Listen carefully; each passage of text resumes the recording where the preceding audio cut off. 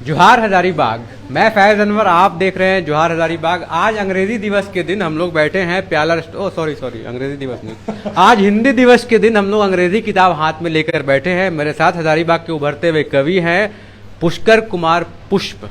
इनका एक कविता इंस्टाग्राम में मिलियन तक जा रहा है, बहुत वायरल हो रहा है। अमेरिका से मुझे मैसेज आ रहा है कि आपके हजारीबाग में एक पोएट हैं जो हिंदी में इतना अच्छा पोएट कर रहे हैं, आप उनका इंटरव्यू क्यों नहीं ले पा रहे हैं। तो हम बोल रहे हैं कि ओकेशन ढूंढ रहे थे भाई, आज मिल गया ओकेशन अंग्रेजी दिवस के दिन, हिंदी दिवस के दिन। तो हिंदी दिवस के दिन बात करते हैं पुष्कर जी से। तो पुष्कर जी बताइए, जो वायरल कविता हो रहा था हम लोग सुनना चाहते हैं, हजारीबाग वासी वो क्या था, कि उससे ही स्टार्ट कीजिए, ज्यादा अच्छा लगेगा। मैं बस एक बात पहले कह दूं कि मेरा परिचय जैसा दिया गया कि आप कि कवि हैं, मैं कवि नहीं हूं। कविताएं लिख लेता हूं, बहुत मुश्किल है कवि होना। हम लोग के लिए तो कवि हैं। मतलब मैं हूं नहीं, मैं अपने परिचय में डिस्क्लेमर तो दूंगा ही।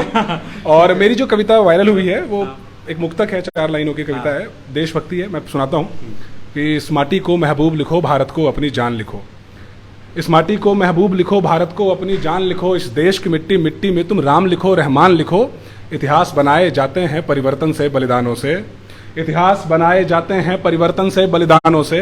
सब लिखते होंगे स्याही से, तुम लहू से हिंदुस्तान लिखो। क्या बात है, तुम लहू से हिंदुस्तान लिखो।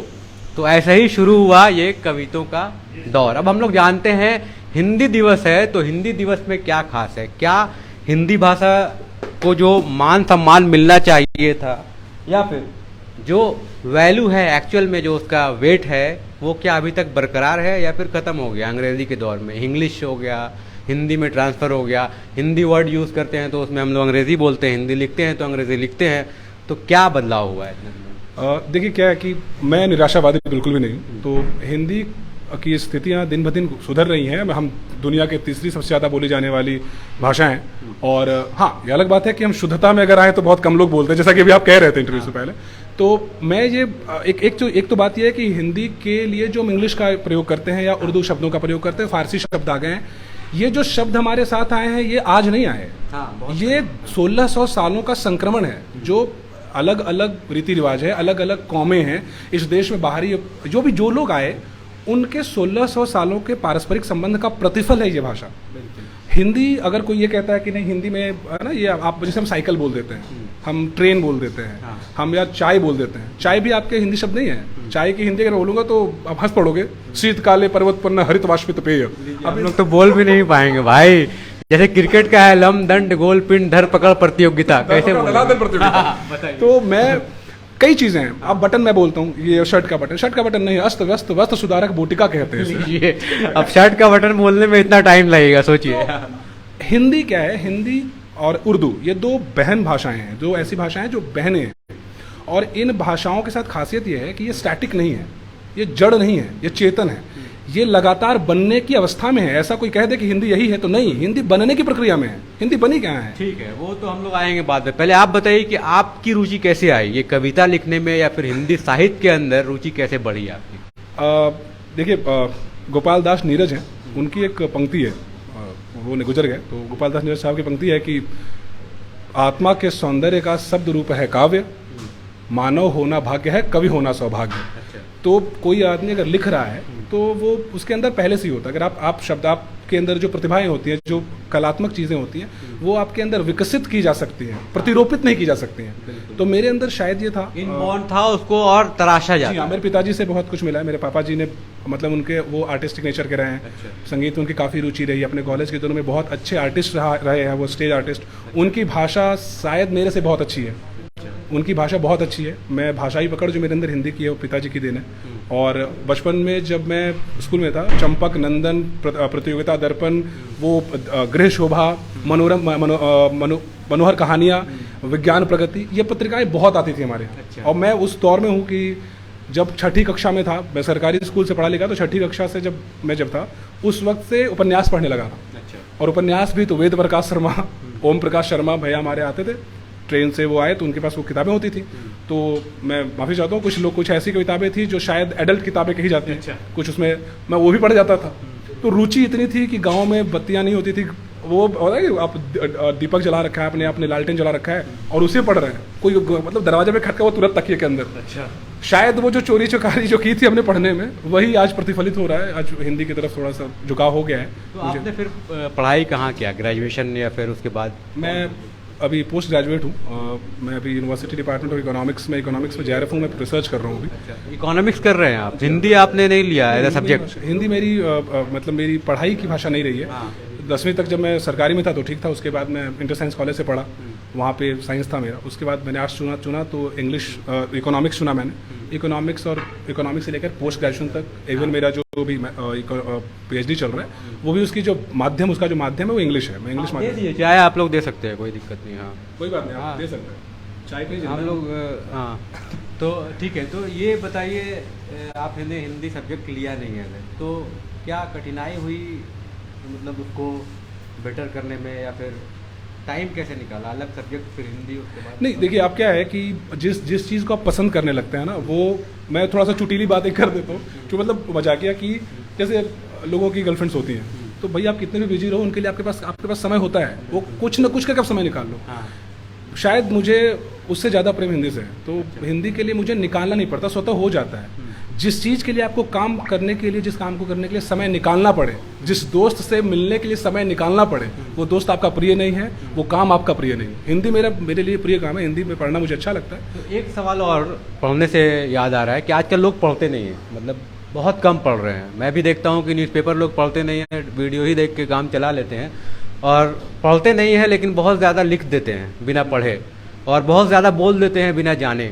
तो वो क्या है, आप क्या करते हैं? ज़्यादा पढ़ के कम लिखते हैं या कम पढ़ के ज़्यादा लिखने लगते हैं? मैं आपके चैनल से एक बात कहूँगा, जैसा राजा वैसी प्रजा। हाँ। तो बोलने की परंपरा बहुत ज़्यादा रही है हमारे देश में। राजाओं ने बोला, सत्ताधारियों ने बोला, बोलने वाले तो बहुत बोलते हैं, डिग्रियाँ दिखा देते हैं, कोई बात नहीं।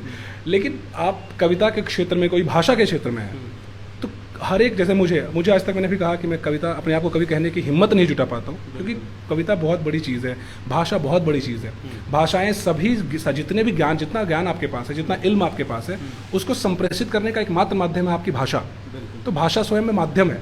अब इसको अगर आप, इस पर अगर आप एक्सपर्टीज़ करना चाहते हैं, आपको लगता है, तो आपको पढ़ना तो पड़ेगा।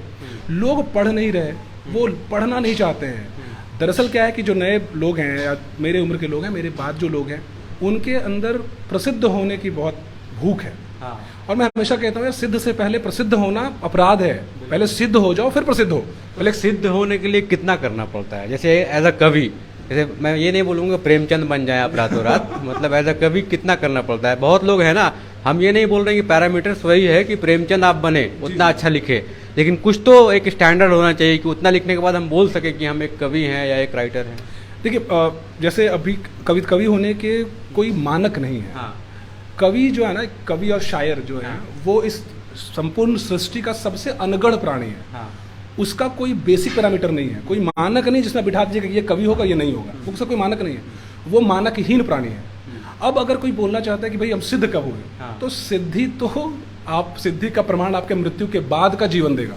जब आप मर जाएंगे, एक कवि का जीवन इतना सरल नहीं होता। आप किसी को भी देख लीजिए, हम लोगों को ये पहन के आ जाते हैं, 4 चीजें, तालियां बज जाती हैं, इंटरव्यू हो जाता है। ये बताइए, आपका जो कविता है 4 लाइनों का, वो मिलियन में चला गया, तो क्या उसके बाद कैसा लग रहा है? मतलब हम लोग कुछ डालते हैं, 10,000 20,000 लोग देखते हैं तो लगता है बहुत अच्छा है, खुशी की बात। लेकिन जब मिलियन चला जाता है, आपका ही कविता बोला हुआ कुछ सेकंड्स का, तो कैसा लगता है? मैं आपको ईमानदारी से बताता हूँ कि जब आपकी कविताएं ज़्यादा सुनी जाने लगे, हाँ। जब लोग आपको बहुत ज़्यादा अप्रिशिएट करने लगे, तो ये आपकी उपलब्धि नहीं है, ये आपका उत्तरदायित्व है। हाँ। फिर आपकी जिम्मेदारी हो जाती है कि जिस भाषा में आप लिख रहे हैं, हाँ। उस भाषा में ज़्यादा पढ़ें और बेटर किया जाए ना। बिल्कुल बेटर किया जाए, क्योंकि ऐसा नहीं लगने लगा कि सबसे बेटर हो गया। बिल्कुल नहीं, ये आपका मास्टर मिलियन अगर मुझे 5 मिलियन कम्युनिटी लोगों ने देखा है, 50 लाख लोगों ने अगर देखा है, तो उन 50 लाख लोगों में कम से कम 5,000 ऐसे लोग जरूर होंगे जो भाषा के एक्सपर्ट होंगे। उनकी आकांक्षाएं, अपेक्षाएं मेरे से बढ़ गई होंगी। अब मैं दूसरी बार अगर कुछ बोलूं या अभी यहाँ बात कर रहा हूँ, तो मुझे ये डर लग रहा है कि मैं इतनी इंग्लिश बातें बोल रहा हूँ, कहीं मैंने कोई स्टर्लिंग पुलिंग की गलती तो ना कर दी हो। तो ये आप जिम्मेदारी है, ये अगर कोई और बेटर आप लिखना चाहेंगे, वायरल हो जाना, किसी के जबान पे चढ़ जाना, ये उपलब्धि नहीं है। आप कविता लिख रहे हैं तो फिर आपकी जिम्मेदारी है कि आप उस पर बने रहिए, उसकी आशाओं पर मेंटेन करिए, ये बहुत जरूरी है। बिल्कुल बिल्कुल। तो चलिए बात करते हैं और हिंदी के दौर में शुरुआत कैसे हुई। हम लोगों को तो बहुत जानकारी नहीं है, मैं हिंदी ज़्यादा पढ़ा नहीं हूँ, इंग्लिश में ज़्यादा है, अंग्रेज़ी मैंने किया है, एमए किया है, तो हिंदी में उतनी रुचि नहीं रही है। लेकिन मैं कवियों को और जो लेखक हैं उनको जानता हूँ, प्रेमचंद की कविताएं, मतलब प्रेमचंद की जो नॉवेल्स हैं उनको मैं पढ़ा हूँ, बहुत प्रेरित करते थे वो, जो सोशल लाइफ को लिखते थे।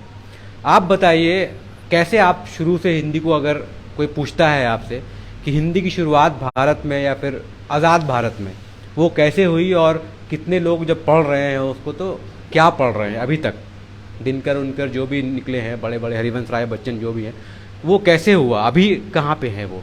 अच्छा, मैं एक बात फिर से माफी के साथ आपको बोलूं कि दिनकर ऐसे शख्सियत है जिनके साथ तो उनकर लगाना नहीं चाहिए मतलब क्योंकि ये बड़े, मतलब ये ऐसे नाम है जैसे अगर कोई संगीत वाला है वो उस्ताद नुसरत फतेह अली खान साहब का नाम ले रहा हो, और वो इसके लिए मैं माफी चाहता हूँ भाई। मैं पूरे हिंदी वासियों से माफी चाहता हूँ। ये आप, मैं एक बात और कह देता हूँ जो शायद आपके चैनल ये बात चला दे, शायद एडिट ना हो, ये जो बहुत अच्छा है, जो बहुत लोगों को बुरा भी लग सकता है, जो साजिशें हैं जुबानों को बांट देने की कि ये हिंदी वालों के लिए, नहीं, हिंदी वाले कोई है ही नहीं, हिंदी वाले उर्दू वाले सब हम ही हैं। आप हिंदी और उर्दू को अलग नहीं कर सकते हैं, आप फारसी उर्दू हिंदी को अलग कर सकते हैं, अरबी हिंदी को अलग कर सकते हैं। उर्दू और हिंदी तो बनती हुई भाषाएं हैं, अभी एक दोनों के पारस्परिक संबंध है। आप कौन ऐसी भाषा 4 लाइन हिंदी बोलिए, 2 लाइन उसमें उर्दू होगा, 4 लाइन हिंदी बोलिए तो 1 लाइन हिंदी की जरूर होगी। तो ये जो पारस्परिक संबंध है, इनको बांटने वाले लोग जो हैं उनके हथकंडे का शिकार नहीं होना चाहिए लोगों को। दूसरा एक प्रश्न आपसे पूछ रहा था कि हिंदी की शुरुआत कहाँ से हुई। मैं आपको बताया मैंने आज़ाद भारत में। देखिए, हिंदी की शुरुआत कहाँ से हुई इसका ज्ञान तो मुझे भी नहीं, क्योंकि मैं उसमें शोध नहीं कर रहा। मैं हिंदी के कवियों को पढ़ता हूँ, और अगर हिंदी की कवियों की बात करूँ तो अगर मैं चाहूँ कि मैं कहाँ से पढ़ना शुरू करूँ आज़ाद भारत में, तो मैं मैथिली शरण गुप्त साहब से पढ़ना शुरू करूँगा। मैथिली शरण गुप्त पढ़ूंगा। उनसे अगर पीछे जाना होगा तो सूर्यकांत त्रिपाठी निराला जी को पढ़ूंगा, महादेवी वर्मा को पढ़ूंगा, सुभद्रा कुमारी चौहान को पढ़ूंगा, खूब लड़ी मर्दानी, तो माखन लाल चतुर्वेदी को कि भाई मुझे तोड़ लेना वनमाली, उस पथ पर तुम देना फेंक, जिस पथ मातृभूमि को शीश पर चढ़ाने, जिस पथ जाए वीर अनेक। तो ये जो कविताएं हैं इन्होंने बहुत गढ़ा है। जब आप दिनकर जी के पास आते हैं तो दिनकर जी आपको आग से रूबरू करवाते हैं। दिनकर जी दिनकर नहीं, वो आग है। जब वो रश्मिरथी आप पढ़ेंगे तो आपको लगेगा कि ये क्या है ना, कि लो तो ले अब मैं भी जाता हूँ, अंतिम संकल्प सुनाता हूँ, याचना नहीं है वरण होगा, जीवन जय या मरण होगा। जब कृष्ण ये चेतावनी देते हैं तो लगता है कि आग से सामना हो रहा है।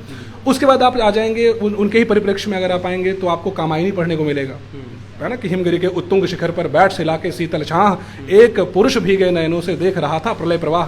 तो आपको लगेगा कि एक व्यक्ति जो आग के दर्शन करवा रहा है, वहां आप जयशंकर प्रसाद जी हैं अपनी कामायनी में, आपको सारे दुनिया के जितने भी दर्शन हैं आप सबके दर्शन हो जाएंगे उस कविता में।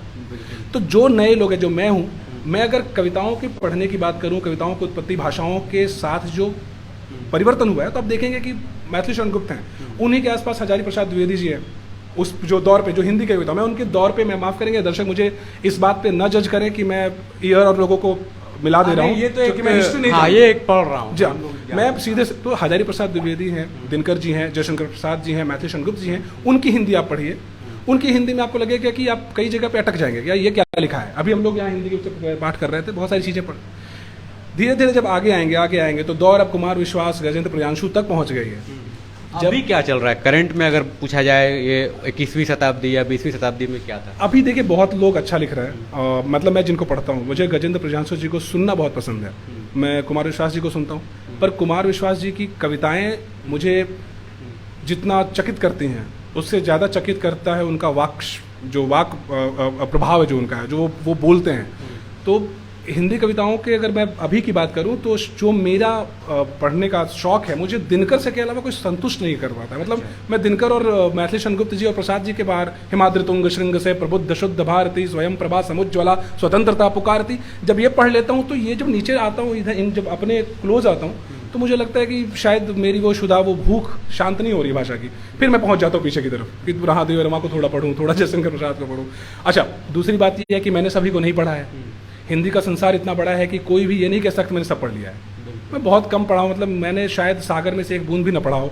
तो जितना पढ़ा है मैंने, उसमें जो बोला जा सकता है, जो समझा जा सकता है, मैं बहुत समझ रहा हूँ, और आगे भी प्रयास ये है कि मैं इस पर लगातार पढ़ता ही रहूँ। ये तो खैर हो गया, हिस्ट्री हम लोग टटोल रहे थे, और क्या अच्छी थी क्या बुराई थी। करंट जो चल रहा है अभी दौर, जो लोग पढ़ रहे हैं स्कूलों में, कॉलेजों में हिंदी पढ़ रहे हैं, तो वो कितना प्रभाव डालता है बच्चों में? क्या वो सही सिखा पा रहा है समाज में कि हाँ वो सही हिंदी बोले, स्वच्छ हिंदी बोले? नहीं, एक जनरल, क्योंकि हम बच्चे से आज बात करते हैं तो वो अंग्रेजी में ही बोलता है, हिंदी बहुत कम बोलता है ना, समझ पाता है। बहुत लोग तो हिंदी में गिनती भी नहीं बोल पाते। बिल्कुल। ये कैसा है, ये क्या चल रहा है? ये दुर्भाग्यपूर्ण है। एक टिप्पणी यही है, दुर्भाग्यपूर्ण है। दुर्भाग्य ये देखिए कि आप हिंदी के, मैं नाम नहीं लेना चाहता, नाम मतलब ये सिर्फ हजारीबाग के भौगोलिक परिवेश की बात नहीं कर रहा हूँ मैं आप राष्ट्रपटल पे जाके बात करिए। आप हिंदी वाले लोग हिंदी शुद्ध नहीं बोल पाते हैं, वो शुद्ध नहीं बोलते, शुद्ध बोलते हैं। उनका उच्चारण इतना का गलत है, उनके उच्चारण तो छोड़ ही दीजिए, उसके बाद भी बहुत सारी। और मैं अखबार का नाम नहीं लूंगा, आपने भी अखबार का नाम बताया था, अखबार की चर्चा हुई थी, समाचार पत्रों की बात हुई थी। समाचार पत्र एक ऐसा समय था, एक ऐसा दौर था, मुझे बचपन में याद है, जब समाचार पत्र भाषा के मानक हुआ करते थे। बिल्कुल। कि अगर आपको लग रहा है कि ये भाषा यहाँ गलत है, तो आप समाचार पत्र उठा के देख लेंगे कि हम पंजाब केसरी देखेंगे, हम दैनिक भास्कर देखेंगे, हिंदुस्तान देखेंगे। आज के दौर में मैं देखेंगे तो गड़बड़ा जाएंगे। बिल्कुल, हिंदी अखबारों को लेता हूं मैं आपको नाम नहीं लेना चाहता चूंकि वो, पर मैंने अभी तक 4 हिंदी अखबार जो हजारीबाग के माने हुए अखबार हैं, हजारीबाग के बहुत बिकते हैं, उन अखबारों को मैंने बदल दिया है। क्यों? उनके पास भाषाई शुद्धता नहीं है, उनके पास कोई संपादक नहीं है। और तो हमारे जैसे रिपोर्टर ही तो लिख रहे हैं ना, तो कैसे रहेंगे? मैं ये शुद्धता होती है। मैं ये कहता हूं, मैंने भी जैसा कहा कि आपका प्रसिद्ध होना, आपका ज्यादा बिकना आपकी उपलब्धि नहीं है, आपका उत्तरदायित्व है। अगर आप बिक रहे हैं, मेंटेन नहीं हो रहा है। जैसे हम लोग द हिंदू अंग्रेजी में देखते हैं, तो द हिंदू एक जो है वो अभी तक मेंटेन किया हुआ है अपनी अंग्रेजी, उसमें कोई गलती नहीं होती। लेकिन टाइम्स ऑफ इंडिया और बाकी जो है ना, वो थोड़ा गड़बड़ा जाता है। तो अखबारों ने काफी बहुत निराश किया है। आजकल अखबारों के साथ जो नए पत्रकार हैं, आप दिक्कत वही है कि पढ़ नहीं रहे। एग्जैक्टली, पढ़ नहीं रहे, आ जा रहे हैं। अच्छा, ये पढ़ने का जो मैं थोड़ा सा बिंदु से थोड़ा सा हट जाता हूँ। ये पढ़ने नहीं पढ़ने का दो जो सबसे बड़ा जो इसका जो परिणाम होता है वो ये है। पहली, आप अगर नहीं पढ़ेंगे तो आपकी चेतना ईमानदार नहीं रह पाएगी, आपकी जो आत्मा है वो ईमानदार नहीं रहेगी। पढ़ेंगे तो चेतना जागृत रहेगी, चेतना जागृत रहेगी तो आप पत्रकारिता करें, कविता लिखें, धार तेज रहेगी। सही रहेगा। पढ़ने वाले पढ़ नहीं रहे तो धार कुंद हो गई है। उससे किसी, अब क्या है कि आप कुछ लिख भी रहे तो दूसरे वाले हंस दे रहे हैं, अरे अच्छा ऐसा है। पहले पत्रकार जब हाथ में पकड़ते थे ना माइक, तो सामने वाले की पसीने आ जाते थे कि आज क्या पता नहीं क्या प्रश्न पूछते हैं।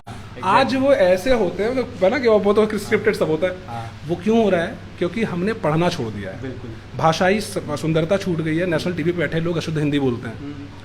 जो आप जो बच्चों की बात में कॉलेज की बात करो, जब टॉपिक पे लौटता हूँ, जो कॉलेज प्रतिष्ठा हो, हमारे प्रतिष्ठित संस्थान है हिंदी के, आप वहाँ के बच्चों से बात करिए, उच्चारण नहीं बोल पाएंगे। वो उच्चारण शब्द है ना, वो उनको बोलिए उच्चारण बोल देंगे। उन्हें बोलिए कि गंगा कैसे लिखी जाती है, पंकज कैसे लिखा जाता है, नहीं पता है उन्हें पता नहीं कि भाई जो पंचमाक्षर है उसका क्या उपयोग है। लोगों को कहेंगे कि क ख ग घ अंगा, अंगा का क्या प्रयोग, बोलेंगे अंगा का तो कुछ नहीं।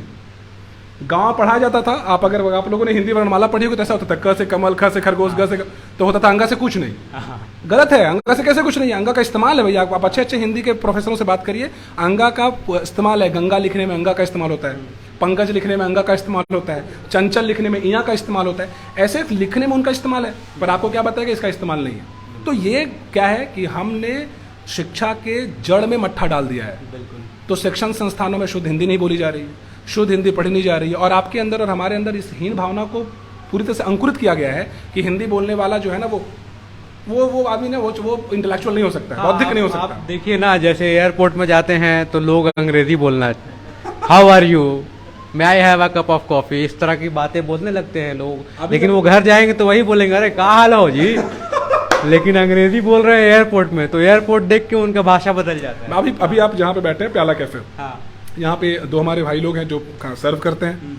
उनसे जब मैं बात करता हूँ, मैं भैया थोड़ा आ जाइए, मेरे बगल में बैठे, एक्सक्यूज मी, कम हियर, है ना, may I have a cup of tea please. बड़ा देख के अब आप मुझे बताओ कि ठीक है, आप इनको इंग्लिश आती है, जहाँ भाई आपकी नौकरी है वहाँ इंग्लिश चलती है, इंग्लिश जरूर करिए। भाषाओं को जानना कोई बुरी बात नहीं है। अटल बिहारी वाजपेयी जी 36 भाषाएं जानते थे, हमारे कुल के बड़े इंसान थे, तो 36 भाषाओं के जानकार थे। रविंद्रनाथ टैगोर, और बंगला में उन्होंने गीतांजलि लिखी और बंगला में उनको नोबेल प्राइज मिला, पर उनको संस्कृत की अच्छी पकड़ थी, उर्दू बहुत अच्छी जानते थे, उर्दू, फारसी, अरबी सब जानते थे वो। तो भाषा तो एक नॉलेज है ही, अगर आप सब कंट्रीज के भाषा जान जाएंगे तो आप वहाँ के नॉलेज से भी अवगत हो जाएंगे, तो ये एक है। लेकिन अगर आप हिंदी अपने कंट्री के ही भाषा को नहीं जान रहे हैं और नहीं बोल पा रहे हैं और सीखने की कोशिश भी नहीं कर रहे, सबसे बड़ी बात है। मैं अच्छा, क्या हो रहा है आज कि आज एक कॉन्वर्सेशन, एक कवि, मतलब एक जो होता है लिखने वाला, कवि तो मैं फिर समाप्त करिएगा, एक लिखने वाले और एक पत्रकार के बीच के कॉन्वर्सेशन से बढ़ते हुए एक पॉलिटिकल क्रिटिक और एक पत्रकार के बीच का होता जा रहा है। इसलिए मैं कह रहा हूँ नहीं, जरूरी है ना, पॉलिटिक्स तो हर जगह, आप अगर पॉलिटिक्स तो लाइफ में है हर जगह, हर आदमी की लाइफ में पॉलिटिक्स है राजनीति ना। और मैं इसमें एक बात बताता उसके हूं। बिना तो लाइफ चलेगा ही नहीं, कैसे चलेगा। वैसे भी एक माफी के साथ एक शब्द इस्तेमाल करता हूँ, ये किसी का स्टेटमेंट है, मुझे याद नहीं आ रहा, कि राजनीति और वेश्यावृत्ति दुनिया के सबसे पुराने उपक्रम हैं। जब से इंसान है, जब से हमने कबीलियाई सभ्यता अपनाई है, तब से हमारे यहाँ राजनीति भी और वेश्यावृत्ति भी है, और दोनों का चरित्र आज वैसे एक जैसा है। आप चाहे वेश्याओं को राजनीति के कहें या राजनीति को वेश्या कहें, बात बराबर है। राजनीति में कोई जाना नहीं जाता है। मैं मतलब बहुत तीखी बात कर दे रहा हूँ, लेकिन ये बात आप देख लीजिए, एक तरफ दल बदल कर रहे हैं, कोई नैतिकता नहीं है। नहीं, एक आदमी हाँ इधर से उधर गया तो शुद्ध हो जा रहा है। सबसे बड़ी बात है कि लोग समझ भी नहीं रहे हैं इसको, बताइए। लोग समझ रहे हैं, लोग समझेंगे। जब चेतना जागृत होती है समय लगता है। फ्रेंच रेवोल्यूशन आते आते 400-500 साल लग गए। हम तो भी 70 साल भी नहीं हुआ आजाद हुए। हमारे यहाँ भी वो आएगा, हम हाँ वो 150 साल वेट करना पड़ेगा। लेकिन जब आएगा, बदलाव आने के लिए। हाँ जब आएगा तो जितने मठाधीश फ्रेंच में हुआ, फ्रेंच फ्रांस में हुए जितने मठाधीश हुए उस वक्त के कैथोलिक चर्च के, बहुत जितने परंपराएं रूढ़िवादी लोग थे जिन्होंने सत्ता को जेप्रोटाइज करके रखा हुआ था, आज उनकी हालत क्या है देख लीजिए। आज फ्रांस दुनिया का सबसे समृद्ध राष्ट्र में से एक है। वैचारिक समृद्धता उसमें अंदर है। भारत भी एक समय आएगा, आप आज चाहे जितना भी लोगों को बरगला लें, पैसे के बल पे, मीडिया के बल पे, मैनेज्ड पत्रकारिता के बल पे, लेकिन कल को एक समय ऐसा आएगा जब ये कविताएं और ये पत्रकारिता जब आपसे सवाल पूछेगी, आपके पास जवाब नहीं होगा, आप मुंह उठा के झोला उठा के चल पड़ेंगे। झोला है मेरे पास, उठाएंगे और चल देंगे, जब मन करेगा उठाएंगे चल देंगे। लेकिन एक बात और है, बहुत देर से हम लोग चर्चा कर रहे हैं, इनकी एक और कविता सुनते हैं और उसके बाद अपनी बात को ख़त्म करेंगे। आप एक और कविता जो आपको लगता है कि हाँ ये मेरा बेस्ट है, मिलियन तो नहीं गया लेकिन बेस्ट है, ऐसा कुछ मतलब वही अब कुमार आपने दिल से लिखा है। हाँ मैं कुमार जी की एक लाइन आपको बता दूं, मतलब उनके लाइन है कि वो कविता आज तक मैंने लिखी नहीं है जो मेरा बेस्ट हो। वो लिखना बाकी है। चलिए, तो जो आपको नहीं लगता है जनता को जो सुनाना है वही मैं सुनाना चाहता हूँ। एक मेरा गीत है, असल में इस गीत को मैं इसलिए गाता हूँ क्योंकि अभी के परिप्रेक्ष्य में वो बहुत ज़रूरी है। मैं राम का नाम लिया जाता है, जैसे राम के नारे लगते हैं, फिर राम के नाम पे क्या काम होता है, आप राम के चरित्र को कितना आत्मसात कर रहे हैं, हम राम जी को कितना आत्मसात कर रहे हैं। राम कोई ऐसे पुरुष नहीं जिन पर कोई विवाद हो, राम विवादों के शमन का प्रतीक है। जहाँ विवाद खत्म होगा राम वहाँ होंगे, जहाँ विवाद होगा वहाँ राम थोड़ी होंगे। तो राम के प्रतीकात्मकता को मैंने ध्यान रखते हुए 10 लाइन लिखी है, मैं उसे सुनाता हूँ। थोड़ी लंबी हो जाएगी, मतलब 10 लाइन थोड़ा गाने गीत है ये। टाइम बहुत है, मैं देखो हिंदी दिवस में इतना टाइम नहीं देंगे हम लोग, तो कहाँ देंगे। हाँ सकते हैं आप लोग। हाँ, सत्यशील धर्म कर्म, सत्यशील धर्म कर्म शौर्य के जो धाम है। राम क्या है, मैं भूमिका इसलिए कह रहा हूँ कि कई दर्शक ऐसे आपके होंगे जो कविताओं से बहुत संबंध नहीं रखते हैं, पर इन राम के चरित्र को जानना बहुत जरूरी है। राम क्या है, सत्य भी है, शील उनके अंदर है, मर्यादा है, सत्यशील धर्म कर्म। आजकल लोगों को जानने की जरूरत नहीं है, जो अच्छा कविता रहेगा वो दिल को छू जाए। मैं चाहता हूं कि वो मेरी कविता व्यर्थ न जाए। हाँ। मेरी कविता उन तक पहुंचे जो उस नाम का गलत तरीका समझ रहे हैं, गलत इस्तेमाल कर रहे हैं। तो सत्यशील धर्म कर्म शौर्य के जो धाम है, उन राम राम राम राम राम को प्रणाम है। सत्यशील धर्म कर्म शौर्य के जो धाम है, उन राम राम राम राम राम को प्रणाम है। राम क्या है, भावना पयोधि कामना जहाँ निषिद्ध है, भावना पयोधि कामना जहाँ निषिद्ध है। रीत प्रीत त्याग वीरता में जो प्रसिद्ध है, भावना पयोधि कामना जहाँ निषिद्ध है। रीत प्रीत त्याग वीरता में जो प्रसिद्ध है। मानवों में श्रेष्ठ मर्यादा पुरुषोत्तम, मानवों में श्रेष्ठ जिनके भक्त हनुमान है, उन राम राम राम राम राम को प्रणाम है। और अभी आपको जो बंद सुना रहा हूं उसका आप देखिए कि उसका प्रयोग वो लोग कर रहे हैं जो अपनी बात पर कभी नहीं रहते हैं। वो लोग उनका प्रयोग है, उन राम राम राम राम राम को प्रणाम है। वंश रीत है यही वचन न तोड़ी जाएगी। रघुकुल रीत सदा चली आई, प्राण जाए पर वचन न जाई। 15 लाख 2 करोड़ जॉब। वंश रीत है यही वचन न तोड़ी जाएगी। प्राण छोड़ जाए पर कसम न छोड़ी जाएगी। वंश रीत है यही वचन न तोड़ी जाएगी। प्राण छोड़ जाए पर कसम न छोड़ी जाएगी।